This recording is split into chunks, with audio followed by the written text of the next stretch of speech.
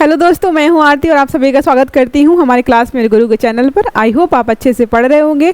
आप हमें अगर डेली फॉलो करते हैं तो आपको पता है मैं लेकर के आते हूं नए नए टॉपिक्स। तो मैं फिर से हाजिर हूं आपके सामने एक बहुत ज़्यादा इम्पॉर्टेंट टॉपिक्स को लेकर के। ये टॉपिक ऐसा है जो आप देख रहे हैं यूट्यूब में, जो भी चीज़ें समझ रहे हैं, गूगल करते हैं, जो भी चीज़ें आप इंटरनेट के माध्यम से सर्च करते हैं, उनको पढ़ते हैं, लिखते हैं, हमारे आसपास जो चीज़ें अवेलेबल हैं, उपलब्ध हैं, उनका काफ़ी हिस्सा जो है उसी से जुड़ा हुआ है। तो इस टॉपिक को हम आज बहुत अच्छे से कवर करने वाले हैं।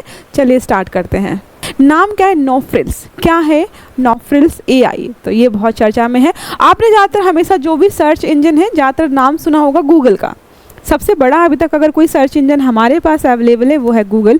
गूगल के माध्यम से हम बहुत सारी जानकारी इकट्ठा करते हैं, उसमें ही जो चीज़ें होती हैं यहाँ सर्च करते हैं। ठीक है, चैट GPT भी हमारा गूगल में ही अवेलेबल है, उपलब्ध है, वहीं से हम उसको एक्सेस करते हैं। लेकिन जो अगर आपके दिमाग में आएगा भाई, जब हमारे पास गूगल अवेलेबल है ऑलरेडी, हमें सारी इन्फॉर्मेशन दे रहा है, इतना ज़्यादा टफ कंपटीशन कोई दे रहा है ऑलरेडी, तो कोई और कंपनी जो है ऐसा AI मॉड्यूल क्यों बना रही है जो कि सर्च इंजन की तरह ही काम कर रहा है? इसमें सबसे ज़्यादा जो इम्पोर्टेंट बात है वो ये है कि आपकी अपनी आम भाषाओं में अवेलेबल है। ठीक है, नो फ्रिल्स जो हमारा AI है आम भाषाओं मतलब क्या है, नॉर्मल लैंग्वेज में भी अवेलेबल। जैसे अभी क्या है, आप अगर गूगल पे जाएंगे या तो हिंदी होता है या इंग्लिश होता है, दो ही लैंग्वेज अवेलेबल होती हैं, जिसकी वजह से थोड़ी सी प्रॉब्लम होती है कुछ लोगों को। तो इसके बारे में हम बाद में डिटेल में चर्चा करेंगे। अभी हम देख लेते हैं कि क्या है, कृत्रिम बुद्धिमत्ता या आर्टिफिशियल इंटेलिजेंस है, किसने स्टार्ट किया, जनक कौन थे इसके, कहाँ से ये चीज़ें आई हुई हैं। तो क्या लिखा हुआ है? John McCarthy. नाम याद रखिएगा, आपके वनडे एग्जाम्स में या हो सकता है UPSC एग्जाम्स में स्टेटमेंट के फॉर्म में बना के पूछ सकता है। तो लिखा है जॉन मैकार्थी ने 1956 यानी 1956 में पहली बार आर्टिफिशियल इंटेलिजेंस के शब्द का प्रयोग किया था। पहली बार इस शब्द का प्रयोग कब किया गया था? लेकिन हमें ज़्यादा जानकारी कब मिली? जब हमारे पास स्मार्टफोन आ गया है और भी चीज़ें अवेलेबल हुई हैं, तब हमें इसके बारे में ज़्यादा जानकारी मिली है। ठीक है, जब उन्होंने डार्क माउथ सम्मेलन का आयोजन किया था, जिसे अध्ययन के क्षेत्र में AI का जन्म माना जाता है, यहाँ पे एक सम्मेलन हुआ था डार्क माउथ, वहाँ पर उन्होंने इस शब्द का जिक्र किया था, इस चीज़ का जिक्र किया था। तो याद रखिएगा, इसके जनक कौन है? John McCarthy. 1956 में इन्होंने पहली बार इसकी चर्चा की थी। इमेज ये रही, इनका फेस अच्छे से याद कर लीजिए। ठीक है, अब हम यहाँ पे देखने वाले हैं नो फ्रिल्स के बारे में। क्या लिखा है? VC मैथ्यूज की कंपनी द्वारा विकसित एक सर्च इंजन है ये, जो हम जिसके बारे में पढ़ रहे हैं, नो फ्रिल्स के बारे में। उपयोगकर्ताओं को स्थानीय भाषाओं में, सबसे अच्छी जो बात इसकी है, स्थानीय भाषाओं में सर्च इंजन अवेलेबल होगा। आप अपने किसी भी स्थानीय भाषा में वहाँ पर पूछ करके आप जानकारी इकट्ठा कर सकते हो। ठीक है, मल्टी मॉडल पे बहुत सारी चीज़ें एक साथ मिल जाएंगी। AI आधारित है, जाहिर सी बात है AI आधारित ही होगा ये। फिर क्या, एंजल निवेशकों द्वारा वित्त पोषित है, और जो हमारी बेंगलुरु की स्थित एक स्टार्टअप कंपनी है वो यहाँ पे बना रही है। अभी जो है लॉन्च नहीं हुआ है, लॉन्च के सॉफ्ट जो लॉन्च स्टार्ट होने वाला है कुछ दिन में, बट अभी चर्चा में चल रहा था, इसलिए हम इसको देख लेते हैं। ठीक है, बाद में क्या होगा, ज़्यादा से ज़्यादा लॉन्च हो जाएगा, बस जानकारी जो है इसके बारे में, बैकग्राउंड क्या है, कंपनी क्या है, कैसा क्या होने वाला है, वो सारा तो सेम रहेगा। ठीक है, तो ये हमारा हो गया कि इस जो है हमारा कि कौन सा AI है, कैसे काम करने वाला है। कुछ और भी चीज़ें यहाँ पे रखी हमने AI के बारे में। आर्टिफिशियल इंटेलिजेंस के बारे में क्या है? कृत्रिम बुद्धिमत्ता कंप्यूटर विज्ञान का वह क्षेत्र है जो आमतौर पर मानव बुद्धि से जुड़ी संज्ञानात्मक समस्याओं को हल करने के लिए समर्पित है। इतना पढ़ते हो आप, AI। कभी आपसे कोई पूछ ले AI आखिरकार क्या है, तो AI क्या करता है? AI आपके काम को आसान करता है। अब मान लो जैसे सर्च करना है कि भाई जो है भारत है उसका कितना क्षेत्रफल है, अब नहीं याद आ रहा है, तो कभी किताबें पलट रहे हो, कभी इस किताब में कभी उस किताब में, तो आसान क्या होगी, गूगल पे जाइए, सर्च करिए और आपको मिल जाएगा। तो सर्च इंजन है या फिर आर्टिफिशियल इंटेलिजेंस है, हमारे बहुत सारे कामों को ये क्या करता है, बहुत आसान कर देता है।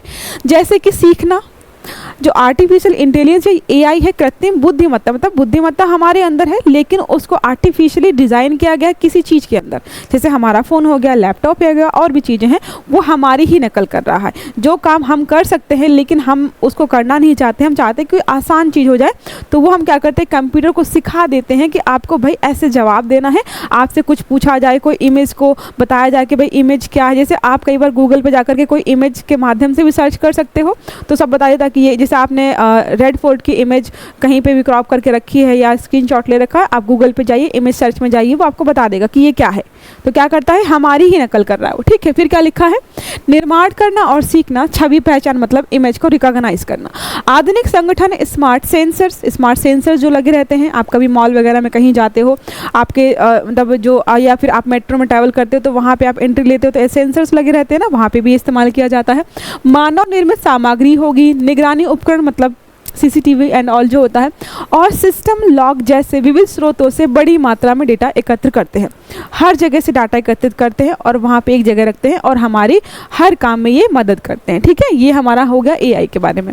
अब और भी अगर पूछे कि भाई और क्या है एआई, इतना तो समझ में आ गया, और अगर अच्छे से कोई समझाना चाहे कि आखिर एआई क्या है, तो क्या लिखा हुआ है यहाँ पे, कृत्रिम बुद्धिमत्ता एआई वह तकनीकी है जो कंप्यूटर और मशीनों को मानव सीखने, समझने, समस्या समाधान, निर्णय लेने, रचनात्मकता और स्वायत्तता का अनुकरण करने में सक्षम बनाती है मशीनों को, ठीक है।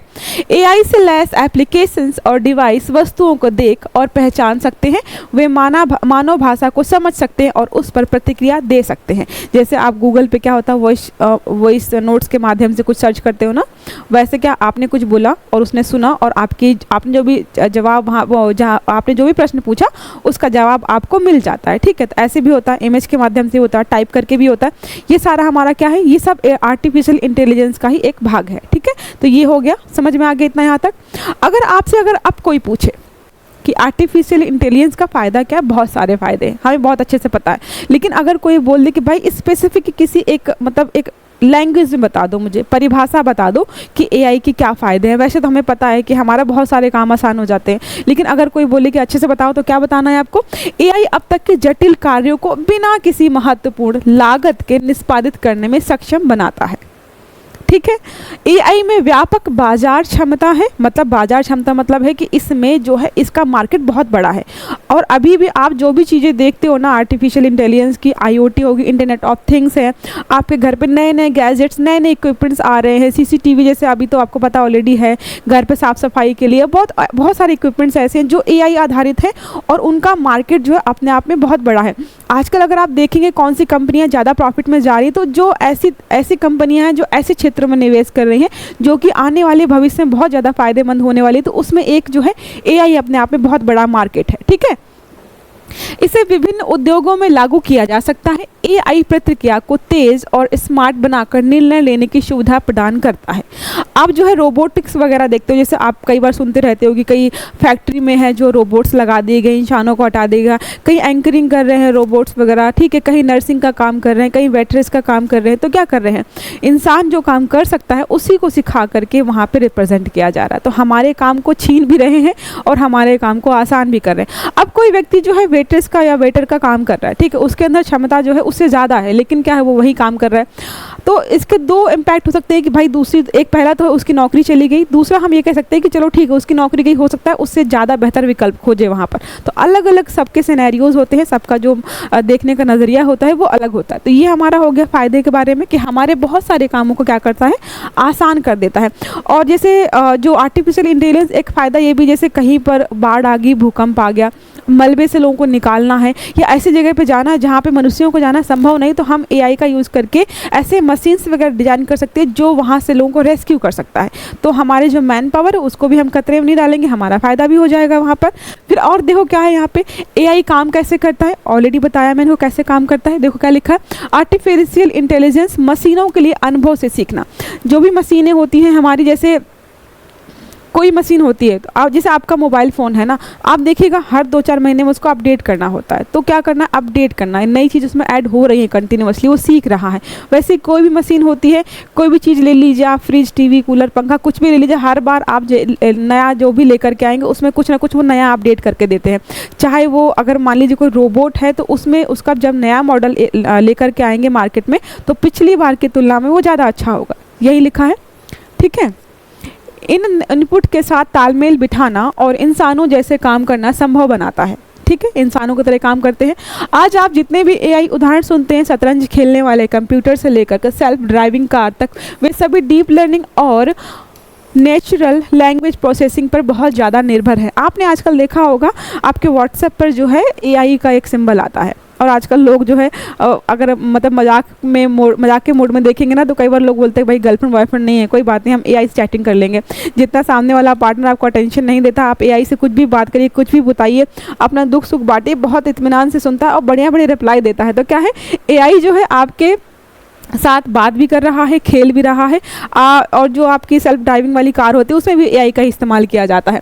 अब ये आप कोई पूछे कि भाई एआई अच्छा है या बुरा है, एआई जो है क्या हमारे लिए सच में अच्छा है या इसके कुछ साइड इफेक्ट्स भी हैं। तो हर चीज़ के जो है पॉजिटिव और नेगेटिव साइड दोनों होते हैं। अगर आप उसको अच्छे से इस्तेमाल करेंगे तो आपके अच्छे के लिए होगा, अगर आप उसको गलत इस्तेमाल करेंगे तो गलत भी होता है। जैसे हमारे लिए बहुत सारे फ़ायदे हैं, लेकिन एआई का इस्तेमाल कई बार हैकिंग वगैरह के लिए, डाटा ब्रीच करने के लिए, बहुत सारे ऐसे कामों के लिए किया जाता है जिससे लोगों को नुकसान भी उठाना पड़ता है। देखो क्या लिखा है, एआई ना तो स्वाभाविक रूप से अच्छा है और ना ही बुरा है। नेचुरली वो न्यूट्रल है, ना अच्छा है ना बुरा है, उसको बस बना दिया गया है, आप अपने हिसाब से उसका इस्तेमाल कर सकते हैं। एक ऐसा उपकरण है जिसका उपयोग लाभकारी और हानिकारक दोनों उद्देश्यों के लिए किया जा सकता है। यह इस बात पर निर्भर करता है कि कैसे विकसित और उपयोग किया जाता है। जैसे क्या है, अब हम कोई एप्लीकेशन यूज़ कर रहे हैं, जैसे गवर्नमेंट हमारी कई बार एप्लीकेशंस बनाती है ऐसे जो लोगों की मदद के लिए होता है, महिलाओं के लिए मदद के लिए, बच्चों की मदद के लिए, सैनिकों की मदद के लिए, ऑफिसर्स की मदद के लिए। अब आजकल गवर्नमेंट कर भी क्या रही है, बहुत सारे जैसे हमारे संविधान के कई चीज़ें, हमारे नियम कानून है, उनको ऑनलाइन उपलब्ध कराई, तो उससे मदद के लिए कर रही है। और कुछ लोग ऐसे हैं जो गवर्नमेंट के एप्लीकेशंस का कॉपी बना करके क्या करते हैं, जैसे सरकार क्या करती है, एप्लीकेशन लॉन्च करती है कि इससे आप लॉगिन करिए, इसमें चीज़ें डिटेल डालिए, आपको पैसे मिलेंगे। और कुछ लोग क्या करते हैं, सेम एप्लीकेशन बनाते हैं एआई का इस्तेमाल करके और लोग उसमें लॉगिन करते हैं, तो पैसे जो है यहाँ से वहाँ चले आते हैं। या कई बार ऐसा होता है कि ऐसे एप्लीकेशन या मालवेयर जो बनाए जाते हैं जो लोगों की इन्फॉर्मेशन लीक करते हैं या उनका पैसा वगैरह क्या है ट्रांसफ़र कर लेते हैं। तो बनाया अच्छे काम के लिए गया है, लेकिन कुछ लोग उसका क्या है इस्तेमाल जो गलत कामों के लिए करते हैं। ठीक है, तो ये हो गया। अब यहाँ पे कुछ चीज़ें और भी हैं कि इनके मुख्य काम क्या होते हैं, तो बहुत सारे हैं। मानव मशीन की बातचीत के लिए विकासशील विधियां बनाना, ठीक है। फिर क्या है, आर्टिफिशियल इंटेलिजेंस और रिसर्च एंड डेवलपमेंट, एक सक्षम कार्यबल निर्माण करना। रिसर्च एंड डेवलपमेंट में बहुत सारे चीज़ें ऐसी हैं जो हमें एआई बहुत हेल्प करता है, ठीक है। अब मान लीजिए कि कोई चीज़ हमें कैलकुलेशन करनी है, अब बैठे हैं पेन कॉपी लेकर के, कैलकुलेटर लेकर के, तो उसमें हो सकता है कोई टाइम ज़्यादा लगे, लेकिन क्या कुछ चीज़ें ऐसी हैं हमारे पास, मान लीजिए पेन कॉपी से ज़्यादा आसान हमारे कैलकुलेटर होता है। कैलकुलेटर से और आसान करना तो आप गूगल पे जाइए, सर्च इंजन पे जाइए या फिर चैट जीपीटी पे जाइए, कोई डाटा आपको अगर निकालना है तो, ठीक है। फिर लिखा आर्टिफिशियल इंटेलिजेंस सिस्टम की सुरक्षा सुनिश्चित करना, जो भी सिस्टम आपने बनाया है उसकी सुरक्षा का भी आपको ध्यान रखना है। आर्टिफिशियल इंटेलिजेंस के नैतिक, कानूनी, सामाजिक निहितार्थों को समझना तथा उन पर काम करना। अभी क्या है, जब कोई नई तकनीकी आती है तो गवर्नमेंट के पास उसको लेकर के नियम कानून नहीं होते हैं कि उसको हमें कैसे हैंडल करना है। जैसे जब स्टार्टिंग में सोशल मीडिया आया, सोशल मीडिया में कोई किसी की तारीफ़ कर रहा है, किसी की मतलब निंदा कर रहा है, किसी के बारे में गलत पोस्ट कर दिया, तो स्टार्टिंग में हमारे पास कानून ही नहीं थे, क्योंकि सोशल मीडिया नया नया आया था। हमारे नियम कानून में कहीं नहीं लिखा था कि मोबाइल फ़ोन में ऐसा अगर आप पोस्ट करें किसी के बारे में तो आपको क्या सज़ा हो सकती है। तो धीरे धीरे चीज़ें अपडेट हुई हैं, तो ये सब चीज़ें यहाँ पे लिखी हुई हैं कि आपको जो है इनकी समस्याओं को समझना होगा और नियम कानून जो है इसी के आधार पर आपको बनाने होंगे। अब यहाँ पे जो है कुछ क्वेश्चंस, ये हमारा जो क्वेश्चन है, प्रश्न है, यूपीएससी का प्रीलिम्स 2020 में प्रश्न पूछा गया है, आर्टिफिशियल इंटेलिजेंस से संबंधित है। तो प्रश्न पढ़ती हूँ क्या पूछ रहा है। विकास की वर्तमान स्थिति में कृत्रिम बुद्धिमत्ता आर्टिफिशियल इंटेलिजेंस निम्नलिखित में से किस कार्य को प्रभावी रूप से कर सकती है। यहाँ पे 3, 4, 5 काम दिए हैं, आपको बताना है कि कौन से काम है जो हमारा एआई कर सकता है ढंग से। पहला है औद्योगिक इकाइयों में विद्युत की खपत कम करना। दूसरा है सार्थक लघु कहानियों और गीतों की रचना करना, रोगों का निदान करना, टेक्स्ट से स्पीच में परिवर्तन और विद्युत ऊर्जा का बेतार संचरण। क्या लग रहा कौन सा होगा? सारे सही हैं यहाँ पे। ऑप्शन जो डी हमारा है, औद्योगिक इकाइयों में विद्युत की खपत कम करना, उसके लिए भी आप इस्तेमाल कर सकते हो। सार्थक लघु कहानियों और गीतों की रचना करना, आप देखते हो लघु कहानियाँ वगैरह आपको नेट पे मिल जाती हैं। रोगों का निदान करना, इन चीज़ों को लेकर भी आपको एआई का इस्तेमाल किया जाता है। टेक्स्ट टू स्पीच, वो सब आप देखते ही हो, मतलब गूगल में वगैरह में कर सकते हो।